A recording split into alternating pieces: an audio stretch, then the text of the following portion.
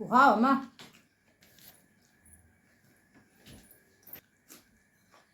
Tôi rút xuống rồi kìa.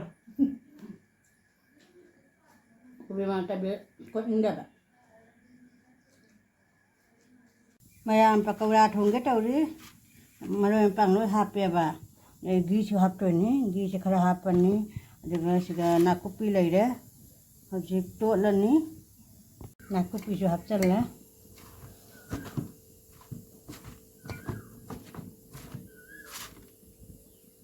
gi hape ni to laga aja munna na semana khai be ba na pajana मिलाए रखे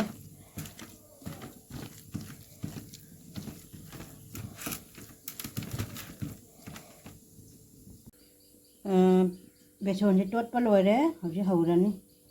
अमम ते थादर रखे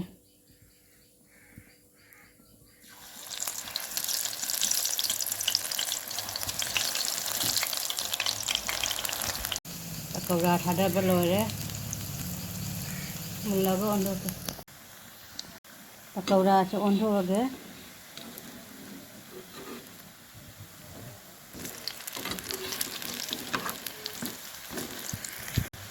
पकौड़ा से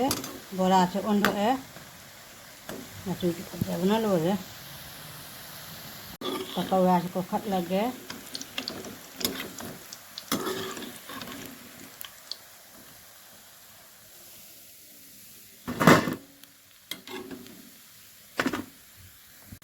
मठंगी बोरा नहीं खट पिटक हो रे बोरा से ओंधो है हजी पठोनी बोरा से को खट लगे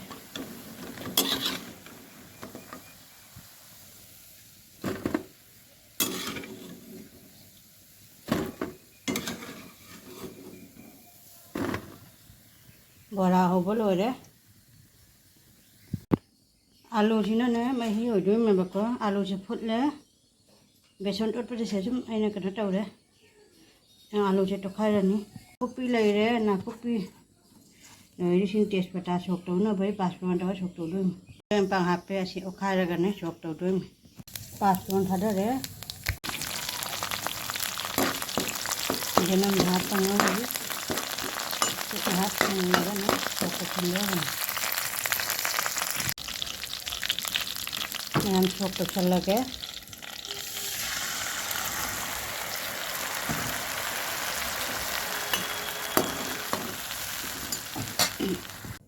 जा मही हापे थुम हापगे हो चांग में हापन सौरगा बोरा थादगे हम हैजांग से सौरे पकौड़ा थादरगे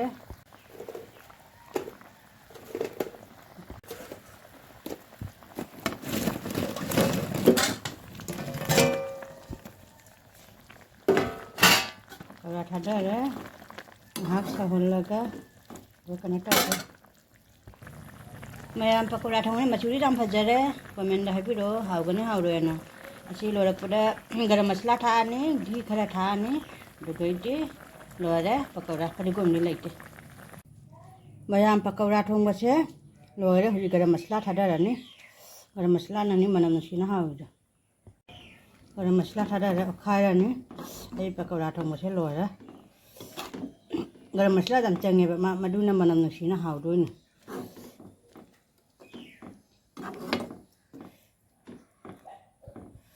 लोरे हजि घी खरा थादगे मैम घी खरा हापचलनी याम हाप खरा हापकनी घी हापचले हजि खायरानी पकौड़ा थोंबा लोरे मछली याम फजरे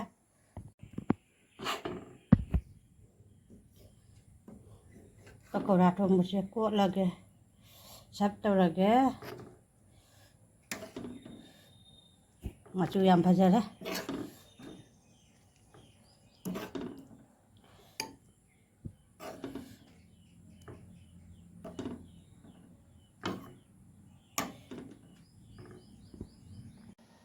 मैम पकौड़ा थोंबसे मचू याम फजरे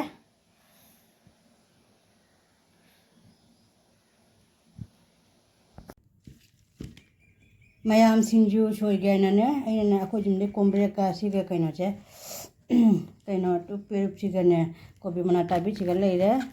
ꯑꯗꯒꯤ ꯇꯣꯅꯤꯡꯀꯣꯛꯁꯦ ꯐꯖꯅ ꯆꯥꯝꯗꯣꯛꯑꯦꯕ ꯑꯗꯨꯅ ꯁꯨꯃꯥꯏꯅ ꯑꯣꯟꯈꯔꯦ ꯍꯧꯖꯤꯛ ꯁꯤꯡꯖꯨ ꯁꯣꯏꯗꯣꯏꯃꯤ ꯃꯌꯥꯝ ꯁꯤꯡꯖꯨ ꯁꯣꯏꯕ ꯂꯣꯏꯔꯦ ꯁꯤꯒꯅ ꯇꯣꯉꯥꯒ ꯃꯣꯔꯣꯛꯀ ꯁꯨꯔꯦꯀꯣ ꯑꯗꯒꯤ ꯗꯥꯜꯃꯨꯠ ꯂꯩꯔꯦ ꯅꯨꯡꯁꯨꯛ ꯂꯩꯔꯦ ꯕꯦꯁꯣꯟ ꯑꯉꯧꯕ ꯂꯩꯔꯦ ꯊꯨꯝ ꯂꯩꯔꯦ ꯍꯧꯖꯤꯛ ꯇꯣꯠꯂꯒꯦ ꯊꯨꯝꯁꯦ ꯍꯥꯞꯄꯒꯦ ꯌꯥꯝ ꯍꯥꯞꯄꯣꯏ ꯗꯥꯜꯃꯨꯠꯇꯁꯨ ꯊꯨꯝ ꯊꯣꯛꯄꯅꯤꯅ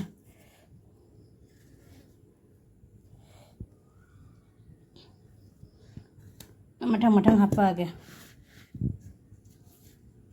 बेसन हापागे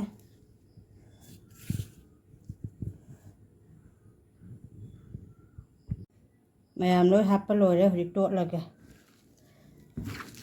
सिंजू वाले पचे टोट के डबन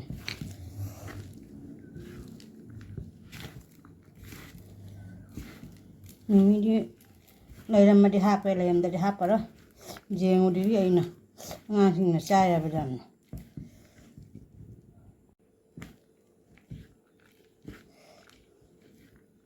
ꯁꯤꯡꯖꯨꯁꯦ ꯐꯖꯗꯤ ꯐꯖꯔꯦ ꯃꯌꯥꯝ ꯑꯩ ꯁꯤꯡꯖꯨꯁꯦ ꯂꯣꯏꯔꯦ ꯁꯤꯡꯖꯨ ꯇꯣꯠꯄ ꯂꯣꯏꯔꯦ ꯐꯖꯕꯅꯤ ꯃꯆꯨꯁꯦ ꯍꯧꯖꯤꯛ ꯃꯨꯛꯕꯥꯡꯒꯤ ꯁꯦꯝ ꯁꯥꯈꯤꯒꯦ ꯃꯌꯥꯝ ꯉꯁꯤꯁꯨ ꯃꯨꯛꯕꯥꯡ ꯇꯧꯒꯦꯅ ꯃꯊꯦꯜ ꯑꯃꯅꯤ ꯁꯦꯝꯖꯔꯦ ꯁꯤꯒ ꯆꯥꯛꯇ ꯃꯥꯏꯔꯦꯟ ꯉꯥꯜꯂꯦ ꯄꯦꯔꯨꯛ ꯂꯩꯔꯦ ꯁꯤꯒ ꯁꯂꯥꯠ ꯂꯩꯔꯦ ꯇꯤꯜꯍꯧꯒ ꯊꯕꯤꯒ ꯁꯤꯒ ꯄꯀꯧꯔꯥ ꯊꯣꯡꯕ ꯂꯩꯖꯔꯦ ꯑꯗꯩ ꯁꯤꯅ ꯁꯤꯡꯖꯨ ꯃꯨꯛꯕꯥꯡ ꯇꯧꯒꯦ ꯍꯥꯏꯅ ꯑꯩꯅ ꯁꯨꯝ ꯃꯨꯛꯕꯥꯡ ꯇꯧꯒꯦꯗꯤ ꯈꯜꯂꯨꯗꯦꯕ ꯁꯨꯝ ꯑꯩꯅ ꯄꯀꯧꯔꯥ ꯊꯣꯡꯕ ꯑꯣꯏꯗꯨꯒ ꯁꯨꯝ ꯃꯨꯛꯕꯥꯡ ꯇꯧꯒꯦ ꯍꯥꯏꯅ ꯁꯦꯝ ꯁꯥ ꯂꯣꯏꯖꯔꯦ हाय मैम अनिता तरामना उच्चरी ma'am ngasisu mukbang tawgena mathen amani puduna lakjare amresu haijagare angkam haijagare siga chakta marangan belaire peruk leire sina kainoni thabi atiloga salata ko adai pakora thongba leire adai sina sinju pakora thongba mastu kupa jamni chari ne lai kharan thaduk chege ga leire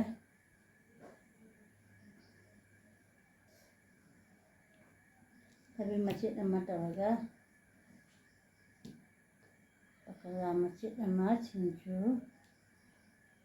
mayan tawaga, perumah ko wan that lagi.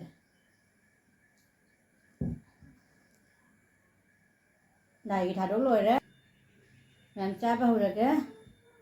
pakaian thong masih ini jam pam di pam jadi apa ko, dah cuma capa ni, jangan galai re. pakora thongba adagadi sinjuga ichina mayam dek lage mathen di damdre sum chuma sum che ichina mayam chaba horage hawe haw tai rage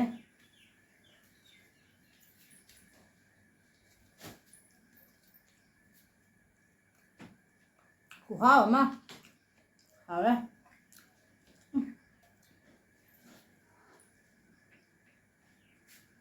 mà nó ăn bạc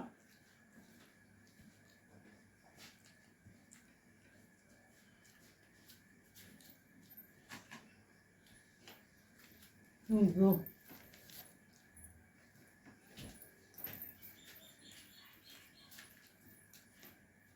thì đâu thôi về được rồi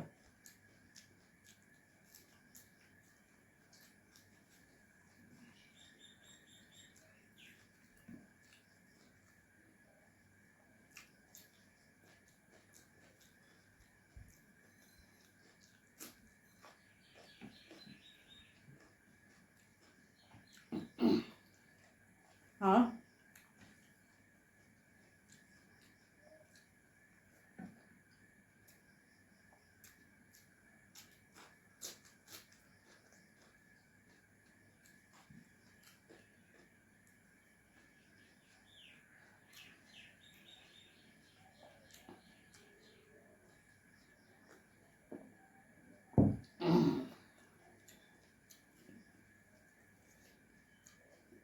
ngon sudah jinjitnya bang soalnya pakaian thong gani thong bang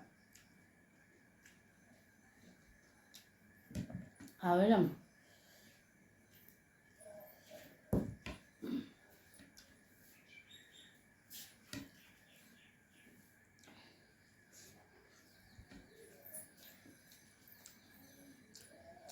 你在干嘛？好了嘛，จ้ะ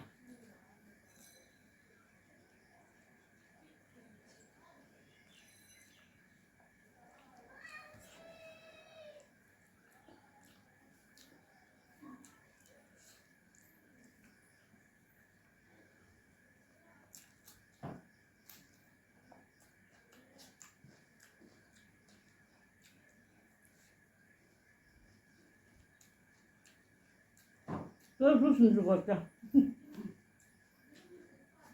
Problema tabi kot indah ba?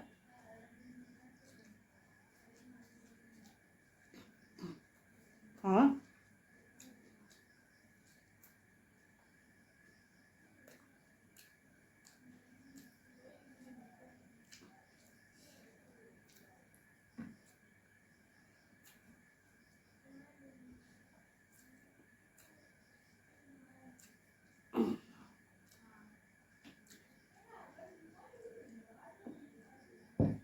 Riêng cái khăn nào là vấn nữa, còn đây bạn, tak thế mà trong đã thânเลยbạn, hào được ra hả?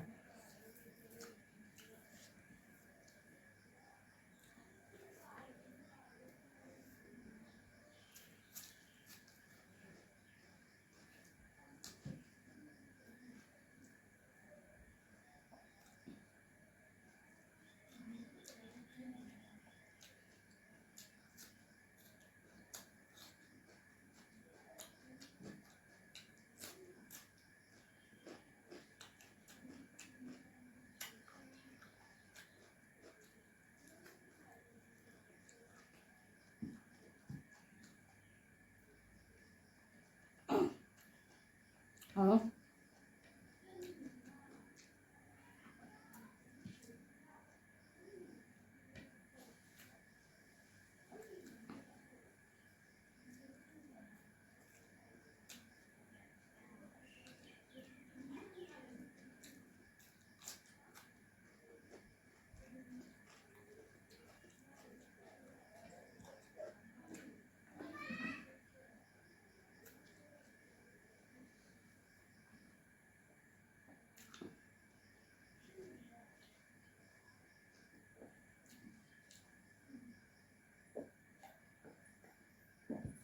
Ra hả? Hào ấy, pakwa trong một chứ, xin chú chị ạ, mình đi, làm đây.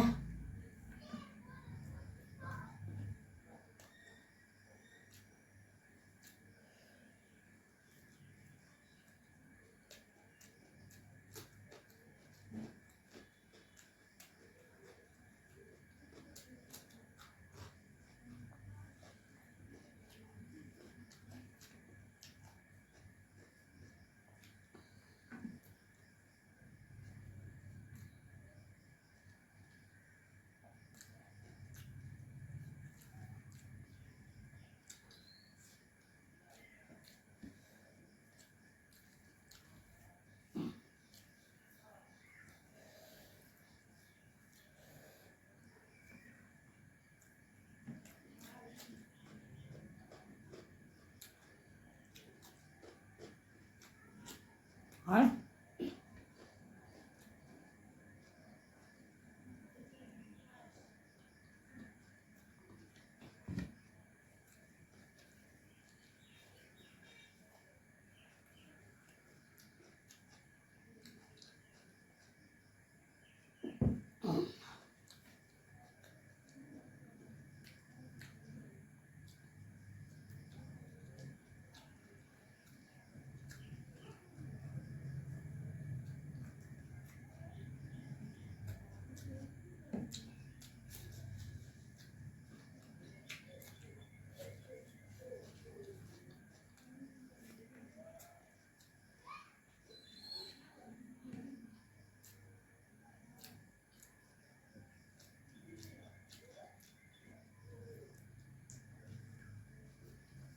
Hả?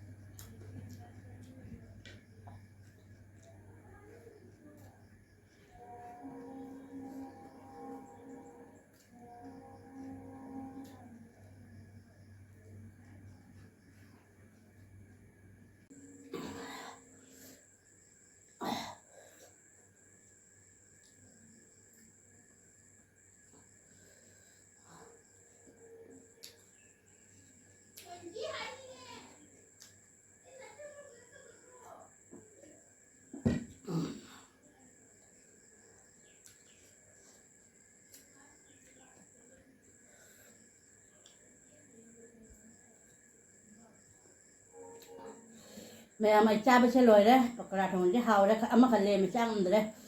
ꯑꯗꯒꯤ ꯊꯕꯤ ꯈꯔ ꯂꯦꯝꯃꯦ kilo 2 ꯈꯛꯀ ꯁꯤꯡꯖꯨ ꯈꯤꯇꯪꯒ ꯂꯦꯝꯃꯦ ꯁꯤꯅ ꯃꯌꯥꯝꯅ ꯑꯩ ꯚꯤꯗꯤꯑꯣꯁꯦ ꯅꯨꯡꯉꯥꯏꯕꯤꯔꯗꯤ like ꯀꯃꯦꯟ share ꯇꯧꯕ ꯀꯥꯎꯕꯤꯒꯅꯨ ꯍꯥꯟꯅꯗꯩ ꯌꯦꯡꯕꯁꯤꯅ ꯊꯥꯒꯠꯆꯔꯤ ꯑꯅꯧꯕ ꯌꯦꯡꯕꯁꯤꯅ ꯊꯥꯒꯠꯆꯔꯤ ꯃꯇꯝ ꯄꯨꯟꯅ ꯁꯞꯄꯣꯔꯠ ꯇꯧꯕꯤꯌꯨ ꯃꯌꯥꯝ ꯉꯁꯤꯗꯤ ꯁꯤꯗ ꯊꯝꯃꯒꯦ ꯅꯦꯛꯁ ꯚꯤꯗꯤꯑꯣꯗ ꯎꯅꯁꯤ ꯕꯥꯏ ꯕꯥꯏ